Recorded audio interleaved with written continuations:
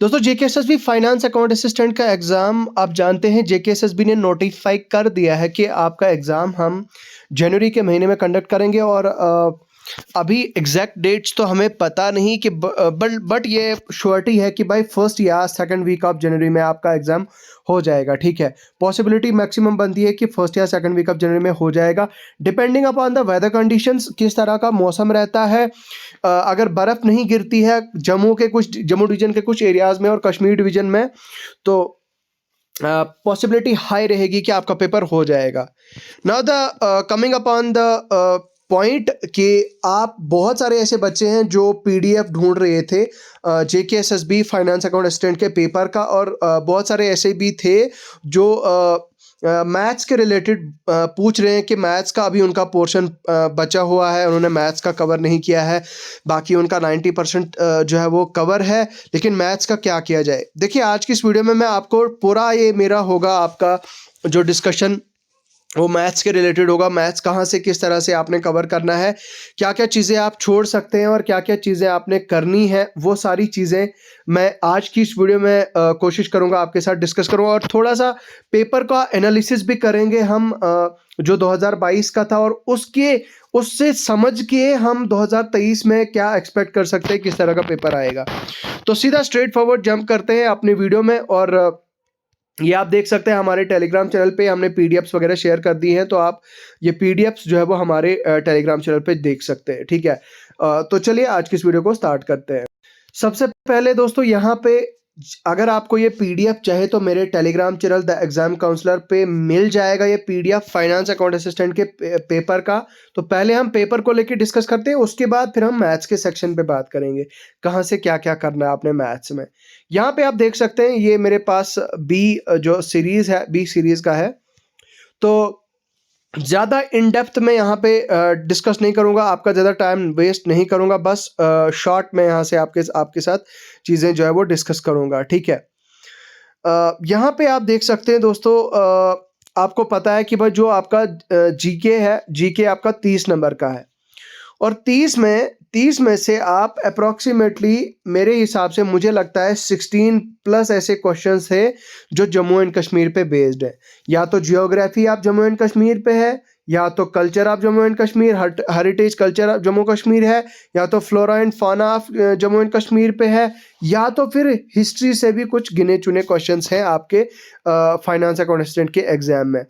तो इसका मतलब ये हुआ साफ साफ कि भाई अगर 30 क्वेश्चन मतलब 30 मार्क्स का आपका ये जो हिस्ट्री पोर्शन है, मतलब माफ़ कीजिए जीके पोर्शन है, तो 30 में से आप कम से कम मतलब 50% से ज़्यादा आप पोर्शन मान के चल सकते हैं कि भाई जे&के जीके से आएगा, और जो रिमेनिंग है वो आपके पूरा जो जीके है इंडिया का वो उसमें से आएगा। Now coming to the next point, जो आपका यहाँ पे आप देख सकते हैं 31 क्वेश्चन नंबर के बाद अकाउंटेंसी एंड बुक कीपिंग।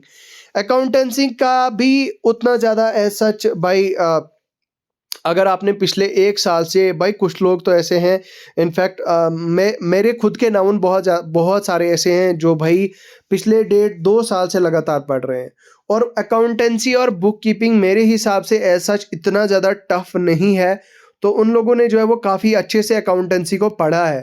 तो अकाउंटेंसी का भी अगर आप देखें तो इतना ज़्यादा इजी भी नहीं आएगा, मॉडरेट टू टफ में इसमें कुछ क्वेश्चंस रहेंगे।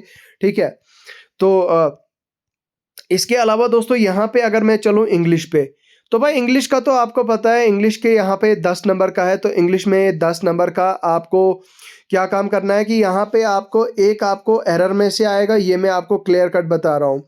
दूसरा आपको प्रेपोजिशन में से आएगा ही आएगा। तीसरा आपको आर्टिकल्स में से क्वेश्चन आएगा ही आएगा। उसके अलावा दोस्तों आपको जो आपका मॉडल्स है, मॉडल्स में से भी आएगा। ठीक है, उसके अलावा rearranging of the jumbled sentences भी आएगा। उसके अलावा शायद हो सकता है क्लोज टेस्ट भी आ जाए। ठीक है, तो सिनोनिम एंटोनिम भी आएगा। उसके अलावा एक क्वेश्चन आपका जो है वो इडियम फ्रेज से भी 100% होगा ही होगा। ठीक है, उसके बाद नेक्स्ट बात करते हैं स्टैटिस्टिक्स। भाई स्टैटिस्टिक्स का भी यहाँ पे जो है वो अच्छा खासा लेवल है। सिंस आप में से बहुत सारे लोगों को स्टैटिस्टिक्स काफ़ी ज़्यादा बोरिंग लगता होगा, लेकिन भाई पढ़ना तो पड़ेगा। मीन एंड मीडियन कैसे निकालते हैं। अब स्टैटिस्टिक्स का मुझे नहीं लगता कि वो ज़्यादा टफ है। यहाँ पे सिंपल आपको मीडियन पूछा गया है, और मीडियन का क्या फार्मूला होता है यहाँ पे इस वाले क्वेश्चन में मीन एंड मीडियन पूछा है। हालांकि ये क्वेश्चंस का जो स्ट्रक्चर है, क्वेश्चंस को देख के थोड़ा सा जो है वो कैलकुलेटिव ये है। अब क्वेश्चंस को बनाया ही जाता है इसीलिए कैलकुलेटिव, ताकि वो आपका टाइम वेस्ट करें, टाइम खाएं आपका, आप उसको जनरल वे से करो और आपका टाइम कंज्यूम हो जाए उसमें, ठीक है। Now coming to the most important topic, that is mathematics. देखिए मैथमेटिक्स का जब हम सिलेबस में डिस्कशन करेंगे तो वहाँ पे मैं आपको बताऊंगा क्या क्या चीज़ें करनी है, लेकिन यहाँ पे आप देख सकते हैं ये 3D आपका, ये 3D ज्योमेट्री में से introduction to three dimensional geometry है। ये प्रोबेबिलिटी में से है, आपका लीनियर इक्वेशन इन 2 वेरिएबल्स में से है, ठीक है। ये आपका अलजेब्रा में से है, उस नंबर सिस्टम में से, यहाँ पे आप देख सकते हैं ये आपका नंबर सिस्टम में से ये वाला। उसके बाद नीचे अगर चलें दोस्तों तो ये एक क्वेश्चन आपका सेट्स में से है। ये वाला बहुत ही बेसिक क्वेश्चन सेट्स का है। ये लिमिट्स का क्वेश्चन भी बहुत इजी है, उतना मतलब बेसिक टू मॉडरेट का ये क्वेश्चन है। अच्छा, ये भी आपका सेट्स का क्वेश्चन है, काफ़ी अच्छा क्वेश्चन है। उसके अलावा ये कोलिनियर, ये भी आपका 3D ज्योमेट्री का है। अच्छा, ये कंपाउंड इंटरेस्ट, सिंपल इंटरेस्ट का क्वेश्चन है, काफ़ी अच्छा क्वेश्चन ये भी है। तो भाई अच्छे लेवल के क्वेश्चंस जो है वो इसमें डाले गए हैं। बाकी इकोनॉमिक्स का तो भाई आपको पता है, इकोनॉमिक्स तो तगड़े लेवल की पढ़नी पड़ेगी आपको, बैंकिंग शैंकिंग अच्छे से पढ़ना आना चाहिए, मैक्रो माइक्रो जो है वो आपको अच्छे से जो है वो पता होनी चाहिए। जनरल साइंस का तो भाई आपको पता ही है कि इसका भी आपको अच्छे से पढ़ना पड़ेगा। जनरल साइंस का जो आपके 10 नंबर के मतलब जो आएगा उसमें आपको जो है वो ज़्यादा एम्फेसिस देना है आपको बायोलॉजी के बाद फिर फिजिक्स और उसके बाद फिर केमिस्ट्री, ठीक है। उसके बाद नेक्स्ट है आपका कंप्यूटर्स।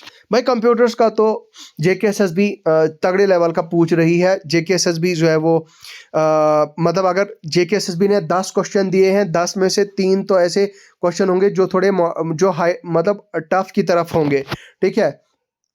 और जो कम से कम 3 ऐसे होंगे जो इजीली डुएबल होंगे, जो हर कोई कर सकता है, और नेक्स्ट 3 जो होंगे वो मॉडरेट होंगे, और उसके बाद नेक्स्ट मतलब कम से कम 2 से 3 ऐसे क्वेश्चन होते हैं जो थोड़े से टिपिकल होते हैं, जो थोड़े से कंफ्यूजिंग होते हैं, ठीक है। तो कंप्यूटर का भी आपको जो है वो अच्छे से पढ़ना पड़ेगा।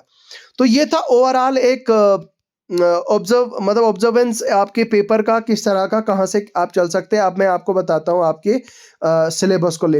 तो ये देख सकते हैं आप, ये जो परसों नोटिस आया था, जेकेएसएसबी ने नोटिस दिया था हमें, तो यहाँ पे आप देख सकते हैं भाई J&K हिस्ट्री, इसके बारे में तो मैंने आपको ऑलरेडी बता दिया, मतलब पूरा जीके इसके बारे में तो मैंने आपको ऑलरेडी बता दिया। मैं सीधा ले चलता हूँ आपको सीधा मैथमेटिक्स की तरफ।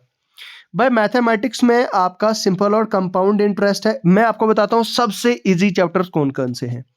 पहले नंबर पे मैं वेक्टर्स को रखता हूँ, दूसरे नंबर पे मैं 3D ज्योमेट्री को रखता हूँ, उसके बाद तीसरे नंबर पे मैं सेट्स को रखता हूँ, चौथे नंबर पे मैं रिलेशन फंक्शंस को रखता हूँ, उसके बाद लीनियर इक्वेशन इन 2 वेरिएबल्स पांचवें नंबर पे रखता हूँ मैं, उसके बाद प्रोबेबिलिटी डिटर्मिनेंट्स। ये ऐसे टॉपिक्स हैं दोस्तों जो आप मतलब अगर थोड़ा सा पढ़ोगे, थोड़ी सी प्रैक्टिस करोगे तो आराम से आप कम से कम 7 से 8 क्वेश्चन कर लोगे। बाकी परम्यूटेशन कॉम्बिनेशन ये एक चैप्टर है, और बाइनोमियल थ्योरम ये एक दूसरा चैप्टर है। अब ये जो बाइनोमियल थ्योरम है ना, इसमें एक बड़ा फॉर्मूला है, थोड़ा सा टाइम कंज्यूमिंग हो सकता है, तो मेरे हिसाब से अगर आपने बाकी पढ़े हैं तो इस चीज़ को आप स्किप कर सकते हो, ठीक है, क्योंकि ये थोड़ा सा टाइम कंज्यूमिंग है और इसके लिए प्रैक्टिस चाहिए। बाकी ये जो सिंपल और कंपाउंड इंटरेस्ट है भाई, कंपाउंड इंटरेस्ट सिंपल इंटरेस्ट में भी उतना ज़्यादा टफ नहीं है, बट हाँ इसमें भी थोड़ी प्रैक्टिस है। बाकी ये जो सिलेबस, बाकी ये चैप्टर्स हैं, ये चैप्टर्स अगर आप मुझे बताओगे तो मैं विद इन डेज जो है वो आपके लिए क्लासेस लाऊंगा, इस पर जो है वो आपको पढ़ाऊंगा, पूरा बेसिक से लेकर एडवांस के बीच एडवांस तक मैं आपको गाइड करूंगा कहाँ से क्या क्या कैसे करना है। तो बाकी मैं उम्मीद करूंगा कि आपकी तैयारी बहुत अच्छे से जा रही होगी। I wish you all the best to each and every one of you. किसी भी तरह का अगर आप चाहते हैं कि लिटरली मैं क्लासेस लूँ आपका पढ़ाऊँ मैथमेटिक्स, तो भाई ज़रूर आप मुझे बताएं। बाकी जो आपका उसके अलावा यहाँ पे स्टैटिस्टिक्स का पोर्शन भी है भाई, स्टैटिस्टिक्स 10 नंबर का है। ओवरऑल अगर आप देखें तो मैथ्स भाई आपका 20 नंबर का है, तो स्टैटिस्टिक्स का भी एक ये अलहायदा से स्टैटिस्टिक्स का 10 नंबर, ये अपने आप में एक बहुत बड़ी बात है, ठीक है। तो अगर आप मुझे बताओगे तो definitely no problem, within days में जो है वो इसको लेके लेक्चर्स लाऊंगा। बस आप मुझे बताएंगे तो definitely I literally work hard for you. तो बस ये थी चीज़ें कुछ इंपॉर्टेंट आपके फाइनेंस अकाउंट असिस्टेंट के रिलेटेड। बाकी मैं आपसे ऑल द बेस्ट कहना चाहूँगा। लास्ट की 30 डेज़ क्या स्ट्रेटेजी रहनी चाहिए वो मैं अलग से एक वीडियो लाऊंगा। बाकी अभी के लिए फ़िलहाल इतना ही है। खुदा हाफ़िज़।